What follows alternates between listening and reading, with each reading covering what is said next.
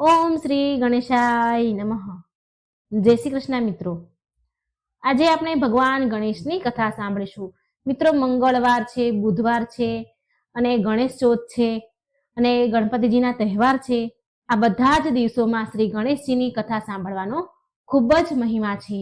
તો મિત્રો, પૂરા ધ્યાનથી મનથી ભગવાન ગણેશની વિઘ્નહર્તા દેવની વાર્તા સાંભળજો. વાર્તા સાંભળવાથી આપણું મન શુદ્ધ થાય છે, પાપ નષ્ટ થાય છે અને ભગવાન શ્રી ગણેશની કૃપા થાય છે.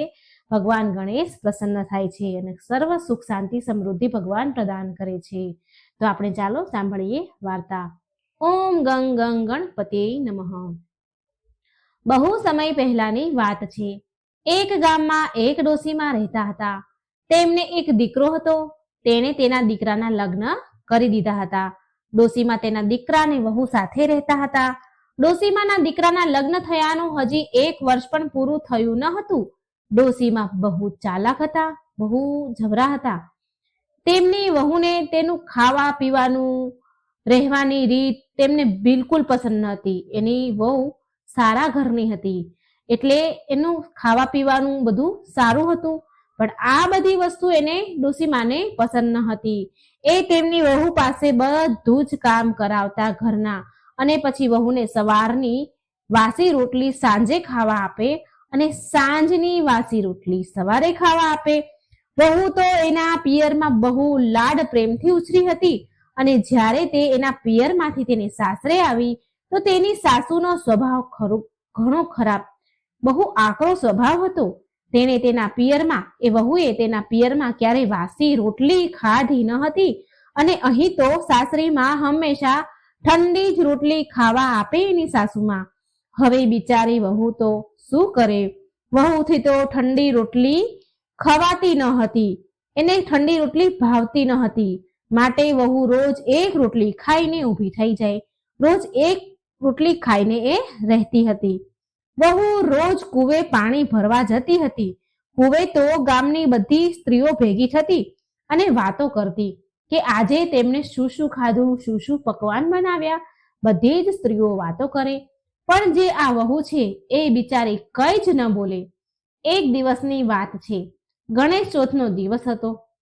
બધી સ્ત્રીઓ કુવા પર બેસીને વાતો કરી રહી હતી કે આજે અમે તો ગણેશ ચતુર્થી હતી એટલે ખીર પૂરી બનાવ્યા. કોઈ કહે અમે માલપુડા બનાવ્યા, કોઈ કહે અમે દાળ ભાત રોટલી શાક શીરો આવું બનાવ્યું. બધા જ નવા નવા પકવાનની વાતો કરે, પણ આ બિચારી વહુ ચૂપચાપ બધાની વાતો સાંભળે. બોલે તો બિચારી શું બોલે? પછી આ ડોશીમાની વહુને બધી સ્ત્રીઓએ પૂછ્યું. બધાની વાત સાંભળી રહી હતી એટલે બધી સ્ત્રીઓએ એ ડોશીમાની વહુને પણ પૂછ્યું કે અરે બેન, તું કેમ ચૂપચાપ બેઠી છો? તું પણ કહે કે આજે તારા ઘરે શું પકવાન બન્યા હતા, તે શું ખાધું? તો ડોશીમાની વહુ બોલે, બહેનો, મારી સાસુ તો મને રોજ સવારની રોટલી સાંજે અને સાંજની વાસી રોટલી સવારે ખાવા આપે છે. લગ્ન પછી તો મેં ક્યારેય તાજું ગરમ ભોજન ખાધું નથી. મેં જોયું નથી ગરમ ભોજન, કે મેં ચાખ્યું પણ હોય. હું તો ગરમ ભોજનનો સ્વાદ જ ભૂલી ગઈ છું. હું કેવી રીતે જાણું ગરમ રોટલીનો સ્વાદ કેવો હોય? હું તો આટલા દિવસથી જ્યારથી પરણીને આવી છું ત્યારથી વાસી રોટલી ખાઈને જીવી રહી છું. હું શું કહું તમને? આ સાંભળીને એ સ્ત્રીઓમાંથી એક સ્ત્રી હતી જે તેની પાડોશણ હતી. તેને વહુ પર બહુ જ દયા આવી ગઈ અને એ બોલી, બહેન, તું ચિંતા ના કર, હું તારા ઘરે આવીશ અને ભોજન માટે હું તને નિમંત્રણ આપી જઈશ. ગરમ ભોજન ખાવા માટે તું મારા ઘરે આવજે, હું તને નિમંત્રણ આપીશ. કાલે તું મારા ઘરે આવજે, હું તને ગરમ ગરમ ખીર પૂરી માલપુડા બધું જ ખવડાવીશ. પછી બીજા દિવસે આવી વાત થઈ કુવા પર.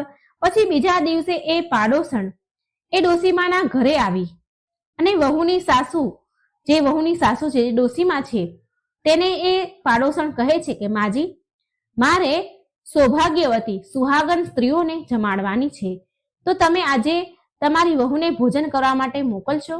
ડોશીમા બોલ્યા, સારું, હું મારી વહુને તમારા ઘેર જમવા મોકલીશ. પછી જેવી પાડોશણ તેના ઘરે ગઈ એટલે વહુ પાડોશણના ઘરે જમવા માટે તૈયાર થાય છે અને ઘરમાંથી નીકળવાની તૈયારી કરે છે. તો તેની સાસુ બોલી, અરે વહુ, ક્યાં જાય છે? જા, ઘરમાં પાછી જતી રહે. રૂમમાં ચાલી જા. આમ ડોસીમાએ વહુને રૂમમાં બંધ કરી દીધી અને પોતે પાડોશણના ઘરે ભોજન કરવા ચાલી ગઈ. પાડોશણે ડોસીમાને જોયા તો પૂછવા લાગ્યા કે અરે માજી, તમારી વહુ ક્યાં છે? એ કેમ ન આવી? ડોસીમા તો બહુ ચાલાક જ હતા. એણે ખૂબ હોશિયારીથી જવાબ આપ્યો. કહે છે કે મારી વહુને આજે તો બહુ પેટમાં દુખતું હતું, માટે હું ભોજન કરવા આવી અને એ ઘરે સૂઈ ગઈ છે. બિચારી પાડોશણ તો કઈ બોલી જ ન શકી અને આ બાજુ વહુ તો રડી રડીને લોથપોથ થઈ ગઈ. રડી રડીને એની ખરાબ હાલત થઈ ગઈ. તેના ભાગ્યને એ બેઠી બેઠી કોસી રહી છે. રડી રડી રહી હતી.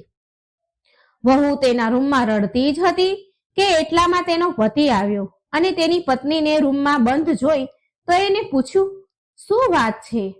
તો કેમ રડી રહી છો? પછી વહુએ તેના પતિને બધી જ પૂરી વાત કહી કે તમારી માં મને ગરમ જમવાનું આપતી નથી, ગરમ ખાવાનું મને આપતા નથી. આજે પાડોશણે મને ગરમ ભોજન ખાવા માટે મને આમંત્રણ આપ્યું હતું, તો તમારી માએ મને રૂમમાં બંધ કરી અને ખુદ પોતે જમવા ચાલ્યા ગયા. વહુ તો તેના પતિને બધી જ વાત કરે છે. વહુનો પતિ એની માના સ્વભાવથી તો સારી રીતે એ જાણતો હતો એનો સ્વભાવ, પણ એ તેની માથી બહુ ડરતો હતો. એ તેની માતાને કંઈ જ કહી ન શકે, કંઈ કહી શકતો જ ન હતો. પછી એના પતિએ તેને કહ્યું કે કાલે સવારે હું તને ગરમ ગરમ ભોજન જમાડીશ. અને બીજા દિવસે સવારે ડોસીમા મંદિરે ગયા હતા તો ડોસીમાના દીકરાએ 4 રોટલી બનાવી અને એ 4 રોટલીનું ચૂરમું બનાવીને એમાં બહુ બધું ઘી અને ખાંડ નાખી અને લથપથતા લાડવા બનાવ્યા તેની પત્ની માટે. અને 4 લાડવા બનાવી ડોસીમાના દીકરાએ તેની પત્નીને ખાવા આપ્યા.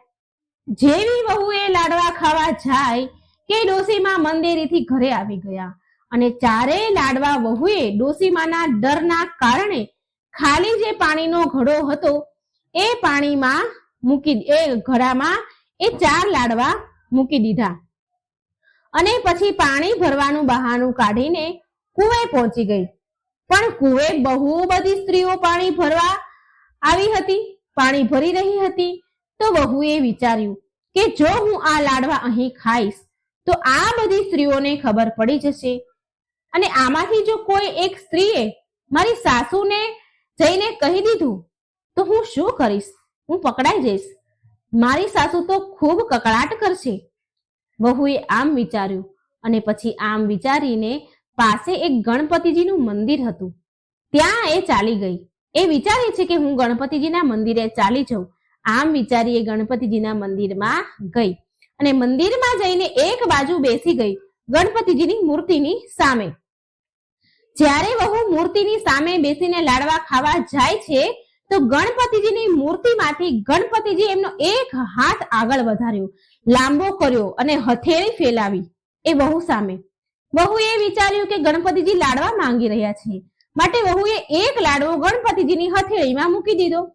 હથેળી પર લાડવો મૂકતા જ ભગવાન ગણેશ ફટાફટ પૂરો લાડવો ખાઈ ગયા અને ફરીથી હાથ લાંબો કર્યો, હથેળી ફેલાવી વહુ સામે. તો વહુએ વિચાર્યું કે હજી લાડવો એમને ખાવો લાગે છે, લાય હજી એક લાડવો આપી દો. પછી વહુએ આમ વિચારીને બીજો લાડવો ગણપતિજીના હાથમાં મૂક્યો. ગણપતિજી તો ફટાફટ બીજો લાડવો પણ ખાઈ ગયા અને ફરીથી પાછો લાંબો હાથ કર્યો. વહુએ ત્રીજો લાડવો પણ ગણપતિજીને ખાવા માટે આપી દીધો. ત્રીજો લાડવો પણ ગણપતિજી ફટાફટ ખાઈ ગયા. ફરી હાથ લાંબો કર્યો ગણપતિજીએ વહુ સામે, હથેળી ફેલાવી. આ જોઈને વહુને તો ગણપતિ દાદા ઉપર ખૂબ ગુસ્સો આવ્યો ને ગણપતિજી ઉપર અને બોલી, હે ભગવાન, હે શ્રી ગણેશ, મને ઘરમાં મારી સાસુ ચેનથી જીવવા નથી દેતી, ગરમ જમવાનું જમવા નથી દેતી અને અહીં તમે મને ખાવા નથી દેતા. માંડ માંડ મને 3 લાડવા મળ્યા છે. મેં તો તમને 3 લાડવા ખાવા આપ્યા, પણ આ ચોથો લાડવો તો હું તમને કોઈ કિંમત પર નહીં આપું. આ લાડવો તો હું જ ખાઈશ. આમ કહીને ડોસીની વહુએ ચોથો લાડવો ખાઈ લીધો અને આ બાજુ ગણપતિજીનો હાથ જેમ લાંબો કર્યો હતો, હાથ ફેલાયો હતો, એવો ને એવો જ રહી ગયો અને વહુ એનો લાડવો ખાઈને ઘરે આવી ગઈ.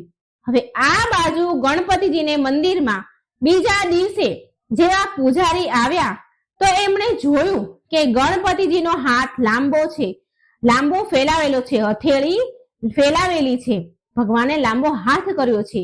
આ જોઈ પૂજારીના મનમાં વિચાર આવ્યો કે કોઈ પ્રલય આવવાનો સંકેત લાગે છે, માટે ભગવાન ગણેશ હાથ લાંબો કરી રહ્યા છે. હજી તો જોતામાં હવે તો આ વાત જંગલમાં જેમ આગ ફેલાય એમ આખા પૂરા ગામમાં આ વાત ફેલાઈ ગઈ. ધીરે ધીરે આ વાત ગામમાં ફરતી રાજાના મહેલ પર પહોંચી ગઈ. જ્યારે રાજાને આ વાતની ખબર પડી તો રાજાએ પૂજારીને બોલાવ્યા મહેલમાં અને પૂછ્યું કે શું વાત છે પૂજારીજી? એટલે પૂજારીજી બોલ્યા, મહારાજ, જ્યારે સવારે હું એક દિવસ મંદિરમાં ગયો તો ગણપતિજીનો હાથ લાંબો હતો, હાથ આગળ ફેલાવેલો હતો, ભગવાન ગણેશની હથેળી. તો રાજાએ મંદિરમાં જઈને જોયું તો પૂજારીની વાત એકદમ સાચી હતી. હવે તો રાજાએ પૂરા નગરમાં ઢંઢેરો પીટાવ્યો કે જે પણ ગણપતિજીના હાથને સીધો કરી દેશે તેને 500 સ્વર્ણ મુદ્રા આપવામાં આવશે.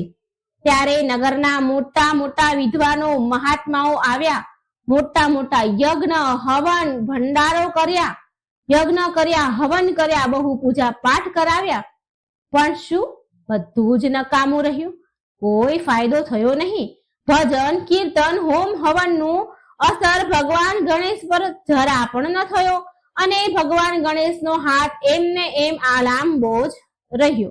આ બાજુ ડોસીમાની વહુને આ વાતની ખબર પડી તો વહુએ તેના પતિ અને સાસુને કહ્યું કે ગણેશજીના હાથને તો હું સીધો કરી દઈશ, તમે રાજાને જઈને કહી દો કે એ આપણા ઘરેથી લઈને મંદિર સુધી જાજમ પથરાવી દે.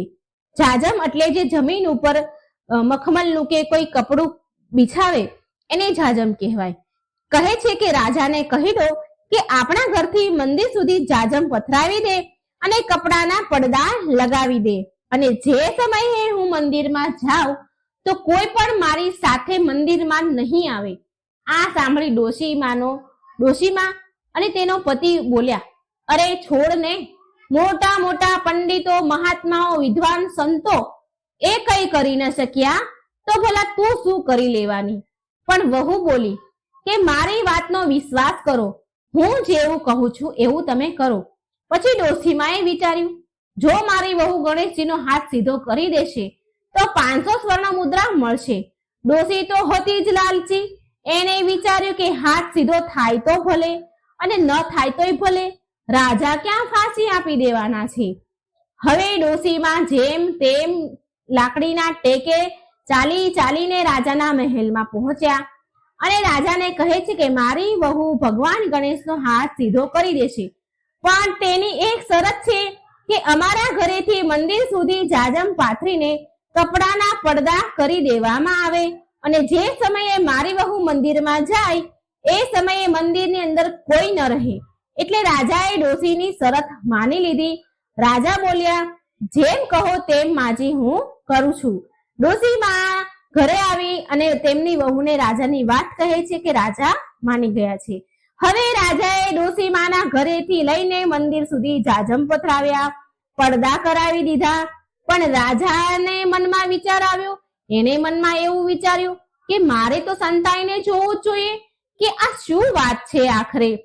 આમ વિચારી રાજા તો પહેલેથી જ વહુ પહોંચે એ પહેલા મંદિરમાં સંતાઈને બેસી ગયા. હવે આ બાજુ જ્યારે ડોશીમાની વહુ મંદિરમાં આવી તો તેને આવીને મંદિરના દરવાજા અંદરથી બંધ કરી દીધા અને ગણપતિજીને કહેવા લાગી કે હે પ્રભુ, હે શ્રી ગણેશ, મને સવારનું ભોજન રાત્રે અને રાતનું ભોજન વાસી સવારે ખાવા મને મારા સાસુ આપે છે. જ્યારે પાડોશણે મને ગરમ જમવા માટેનું નોતરું આપ્યું ને તો મારી જગ્યાએ મારા સાસુ ચાલ્યા ગયા. પછી જ્યારે મારા પતિએ મને ચૂરમાના 4 લાડવા બનાવીને આપ્યા ખાવા માટે તો એમાંથી પણ મેં તમને 3 લાડવા તમને ખાવા આપી દીધા. એમાંથી ચોથો લાડવો હું ખાઈ ગઈ અને મેં ચોથો લાડવો ખાઈ પણ લીધો. તમે કયું પાપ કરી નાખ્યું? મેં કયો ગુનો કરી દીધો પ્રભુ? પછી ભગવાન બોલ્યા કે બેટા, હું તો તારી પરીક્ષા લઈ રહ્યો હતો. હું તો તારો આગલો જન્મ સુધારી રહ્યો હતો, જેથી તારો આગલો જન્મ સુધરી જાય. એટલે ડોસીમાની વહુ બોલી, હે ગણપતિજી, હું અભણ છું, ગમાર છું, આવી બધી વાતો કેવી રીતે જાણું? મારાથી ભૂલ થઈ ગઈ, પણ હવે તમે તમારો હાથ સીધો કરી દો, નહીં તો મારી જગ હાંસી થશે. હે ગણેશજી, મારી જગ હાંસી ન કરાવશો. એટલે ભગવાન ગણેશે એમનો હાથ પહેલા હતો એમ સીધો કરી લીધો. પછી વહુ ગણેશજીને પ્રણામ કર્યા, પગે લાગી, ભગવાનના આશીર્વાદ લઈ અને ઘરે પાછી આવી ગઈ. રાજાએ વહુની બધી જ વાત સાંભળી લીધી. પછી રાજાએ તેના સિપાહીઓ સૈનિકોને મોકલીને ડોસીમાને, તેના દીકરાને અને વહુને મહેલમાં લેવા માટે બોલાવ્યા. રાજાએ ડોસીમાને કહ્યું કે અરે ડોસીમા, મેં તો સાંભળ્યું છે કે તમે તમારી વહુને ખાવામાં વાસી ભોજન આપો છો અને ગરમ જમવાનું નથી આપતા. માટે હું તમને જેલની સજા સંભળાવું છું, તમને કારાવાસમાં નાખીશ. એટલે ડોસીમાની વહુ રાજાને કહે છે, હે મહારાજ, મારી સાસુમાં તો મારી માં સમાન છે, તમે તેને જેલની સજા ન આપશો. એટલે રાજા ડોસીમાને કહે છે, અરે ડોસીમા, હું તમને એક શરત પર છોડી શકું છું. જો તમે તમારી વહુને ખાવા માટે તાજું ગરમ ભોજન આપશો તો હું તમને જેલમાં નહીં પૂરું. એટલે ડોસીમા હાથ જોડીને રાજાની માફી માંગવા લાગ્યા અને કહે છે, હે મહારાજ, મને માફ કરી દો, મારાથી બહુ મોટી ભૂલ થઈ ગઈ છે. મેં મારી વહુને ક્યારેય મારા ઘરનું સદસ્ય નથી સમજી, મેં તો હંમેશા તેને પારકી જ સમજી છે. આજ પછી હું મારી વહુ સાથે ક્યારેય દુર્વ્યવહાર નહીં કરું અને મારી વહુને ગરમ અને તાજું ભોજન જ હું આપીશ ખાવા માટે. ત્યારબાદ રાજાએ ડોસીમાની વહુને 500 સ્વર્ણ મુદ્રા આપી અને પછી એમને એમના ઘરે જવા દીધા. હે ગણપતિજી, જેવું તમે ડોસીમાની વહુને માન આપ્યું, માન રાખ્યું, એવું જ આ વાર્તા જે કહે છે અને જે સાંભળી રહ્યા છે એ બધાને માન આપજો.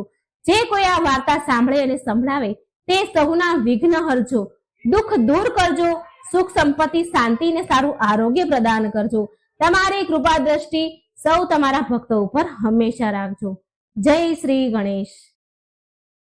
ગણપતિજી અને એક કંજૂસ સ્ત્રીની આ વાર્તા છે. ઓમ શ્રી ગણેશાય નમઃ. શ્રીચંદ નામનો એક વ્યક્તિ ભગવાન ગણેશનો બહુ મોટો ભક્ત હતો. તે ભગવાન ગણેશના બુધવારનું વ્રત રાખે. તો એક દિવસ રાતે સૂઈ રહ્યા હતા ત્યારે ભગવાન ગણેશ તેના સપનામાં આવ્યા અને કહે છે કે ભક્ત શ્રીચંદ, તું મારા બુધવારના વ્રત અને પૂજા સાચા હૃદયથી કરે છે તો મારી એવી ઈચ્છા છે કે હવે આવતા બુધવારના દિવસે એક બાળકને જમવા માટે આમંત્રિત કરજે અને તેને પ્રેમથી ભોજન કરાવજે. આમ કરીશ એટલે તારા ઘરમાં સુખ, સમૃદ્ધિ અને શાંતિનો વાસ થશે. આમ કહીને ભગવાન અંતર્ધ્યાન થઈ ગયા. બીજા દિવસે સવારે શ્રીચંદ ઉઠ્યો ત્યારે આ સપનાની વાત તેની પત્ની નિર્મલાને કહી. શ્રીચંદની પત્ની નિર્મલા સ્વભાવથી બહુ કંજૂસ હતી, ક્યારે પણ કોઈને દાન પુણ્ય કરતી નહીં. એટલે નિર્મલા કહે છે, અરે શ્રીચંદને કહે છે કે શ્રીચંદને, અરે તમે પણ શું સપનાઓમાં વિશ્વાસ કરો છો? અરે આમ બાળકોને જમાડવાથી જો સુખ સમૃદ્ધિ આવે તો આપણા ભળ્યા ભંડાર હોત ને. જો તમે કહો છો એ પ્રમાણે જો દાન પુણ્યનું કાર્ય કરતા રહીશું તો જે થોડું ઘણું ઘરમાં છે ને એ પણ લૂંટાઈ જશે. આ સાંભળી શ્રીચંદ બોલ્યા, અરે નિર્મલા, એક જ બુધવારની તો વાત છે, એક બાળકને જ તો જમાડવાના છે. એક થાળી જો કોઈને જમાડી પણ દઈશું તો તારું શું બગડી જશે? એટલે નિર્મલા બોલી, ઠીક છે, બુધવાર તો આવવા દો, ત્યારે જોયું જશે. પણ શ્રીચંદને ખબર હતી કે નિર્મલા ફરીથી આ કાર્ય માટે આનાકાની કરશે જ. માટે ફરી શ્રીચંદ નિર્મલાને યાદ અપાવે છે, નિર્મલા, કાલે બુધવાર છે હો, તને યાદ છે ને? કાલે આપણે ભગવાન ગણેશના નામનું ભોજન કરાવવાનું છે એક બાળકને. તું એક કામ કરજે, કાલે કોઈ નાના બાળકને જમવા માટે આમંત્રણ આપી દેજે, આપણે તેને પ્રેમથી ભોજન કરાવીશું. નિર્મલા કંજૂસ અને ચતુર એટલે મનમાં ને મનમાં વિચારે છે કે કોઈ એક જ છોકરાને ખવડાવવાનું છે ને, છોકરું ચાહે મોટું હોય કે નાનું હોય, મતલબ તો જમાડવાનો છે. જો હું કોઈ નાના એવા બાળકને જમાડીશ તો એ ઓછું જમશે અને મારું ખાવાનું બચી જશે.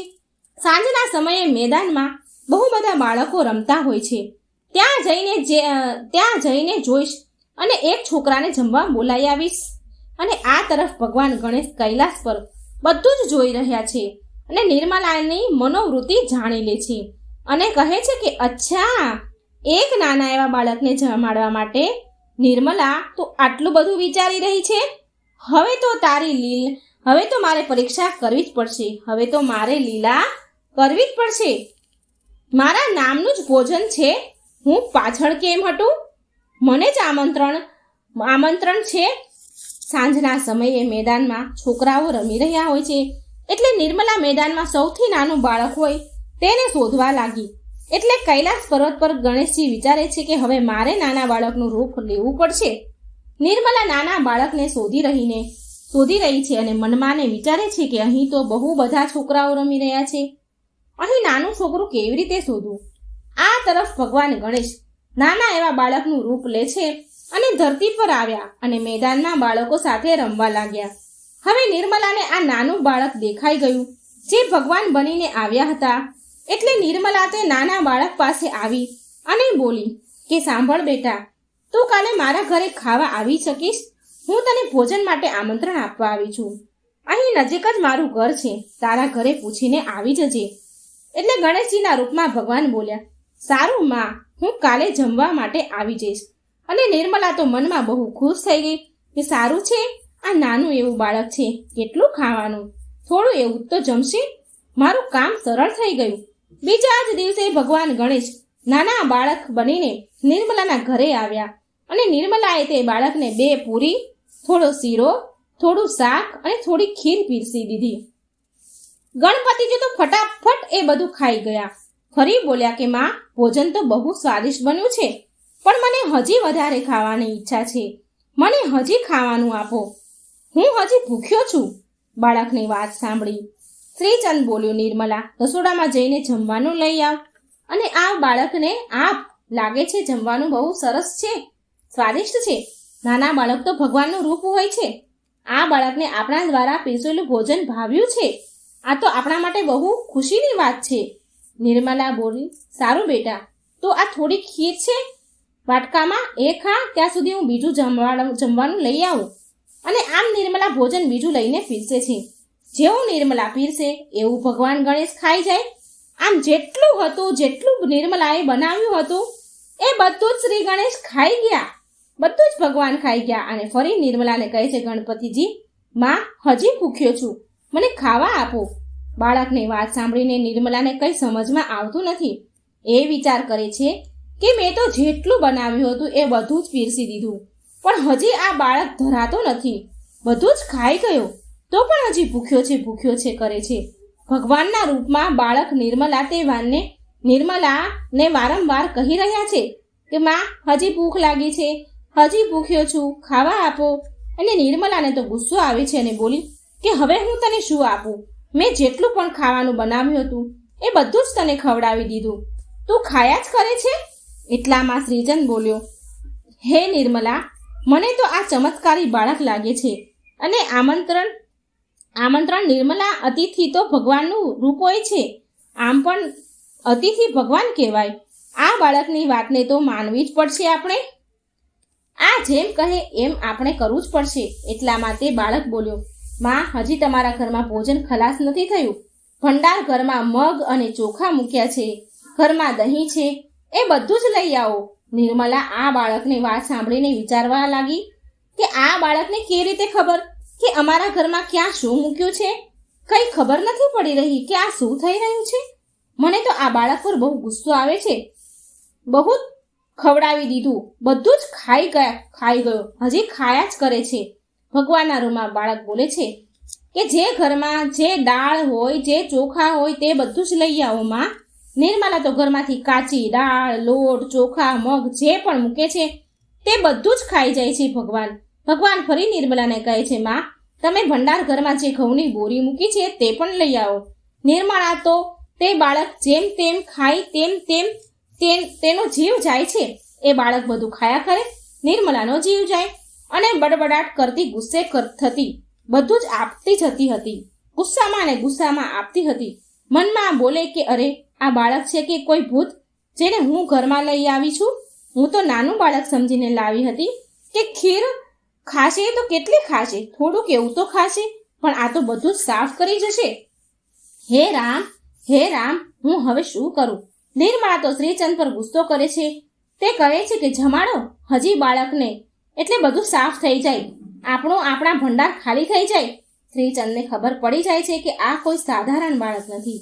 શ્રીચંદ હાથ જોડીને ભગવાનને પ્રાર્થના કરે છે અને બોલે છે કે પ્રભુ, હું તમને ઓળખી ગયો છું કે તમે આ નાના બાળકના રૂપમાં નિર્મલાને સંદેશ આપવા માંગો છો. પણ નિર્મલા હકીકતમાં ગભરાઈ ગઈ. પ્રભુ, તમે અમને માફ કરો, ક્ષમા કરો.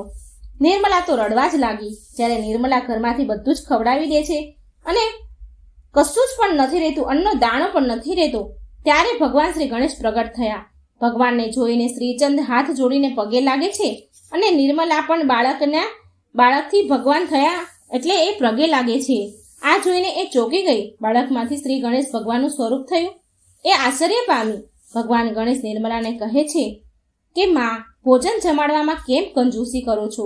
તમારે તો માત્ર એક બાળકને જમાડવાનો હતો, અને એમાં પણ તમે સૌથી નાનું બાળક હોય તેને જમાડવાનું વિચાર્યું, જેથી તે વધારે ન જમે.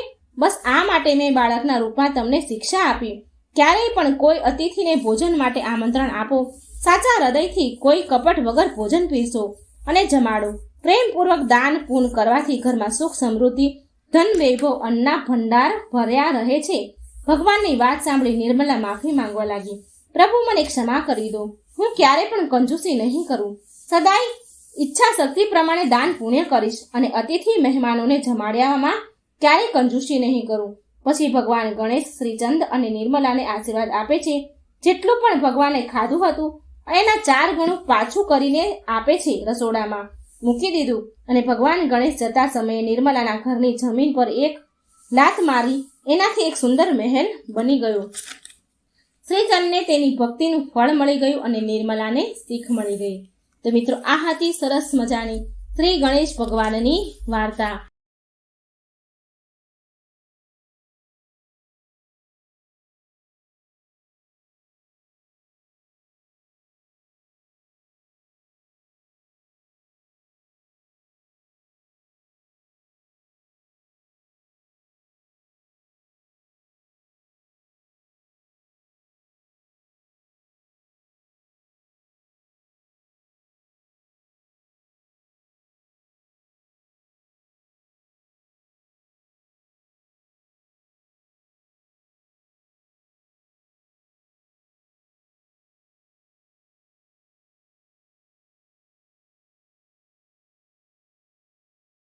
માતા લક્ષ્મી અને ગણપતિજીની કથા આપણે સાંભળશું. બહુ સમય પહેલાની વાત છે. એક ગામમાં એક બહુ જ ગરીબ બ્રાહ્મણ પરિવાર રહેતો હતો અને બ્રાહ્મણી ગણપતિજીની પરમ ભક્ત હતી. ગણપતિજીની સેવા પૂજા કરે અને ભગવાન ગણેશને ભોગ પણ ધરાવે. એક દિવસ બ્રાહ્મણી ગણપતિજીને કહે છે, હે ભગવાન, આજે ઘરમાં કંઈ પણ ખાવાનું નથી. હું તમને કેવી રીતે ભોગ લગાવું? એટલે મૂર્તિમાંથી ગણપતિજી બોલ્યા, ચિંતા ન કરો, તમે લક્ષ્મીજીને આમંત્રણ આપો. તો બ્રાહ્મણી બોલ્યા કે લક્ષ્મીજી ક્યાં મળે? મને ક્યાં મળશે? અને હું લક્ષ્મીજીને શું ખવડાવીશ? મારા ઘરમાં તો કંઈ નથી. એટલે ગણપતિજી બોલ્યા, તમે પહેલા લક્ષ્મીજીને નોતરું તો આપો. અને આજે શનિવાર છે, માટે લક્ષ્મીજી પીપળાના ઝાડ પાસે મળશે તમને. ત્યારે બ્રાહ્મણી લક્ષ્મીજીને નોતરું આપવા જાય છે. તેમને લક્ષ્મીજી પીપળાના ઝાડ પાસે મળ્યા, જે સાદા વસ્ત્રમાં માં લક્ષ્મીજી સાધારણ સ્ત્રીના રૂપમાં ત્યાં બેઠા હતા. બ્રાહ્મણજીએ તેમને લક્ષ્મીજી સમજીને નોતરું આપ્યું. લક્ષ્મીજી બોલ્યા કે બહેન, મેં તો તારું ઘર નથી જોયું, તો હું તારી સાથે આવી રહી છું. લક્ષ્મીજી બ્રાહ્મણી સાથે એના ઘરે આવી ગયા. ત્યારે ગણપતિજીને તે બ્રાહ્મણી કહે છે કે હે પ્રભુ, હે ગણેશજી, હવે હું શું કરું? શું ખવડાવું લક્ષ્મીજીને? મારા ઘરમાં તો કંઈ જ નથી. લક્ષ્મીજી તો મારી સાથે જ આવી ગયા છે ને. હું તો પાડોશીના ઘરે માંગીને પણ કેવી રીતે લાવું? તો ગણપતિજી કહે છે કે લક્ષ્મીજી પાસેથી ભંડારાની ચાવી માંગી લો. ડોસી બ્રાહ્મણી લક્ષ્મીજી પાસે ભંડારાની ચાવી માંગે છે. લક્ષ્મીજીએ તેને ચાવી આપી. બ્રાહ્મણીએ ભંડાર ઘર ખોલ્યું અને જોયું તો ભંડાર ભર્યા પડ્યા હતા. અન્નધનના ભંડાર ભર્યા હતા. એટલે બ્રાહ્મણી તો બહુ ખુશ થઈ.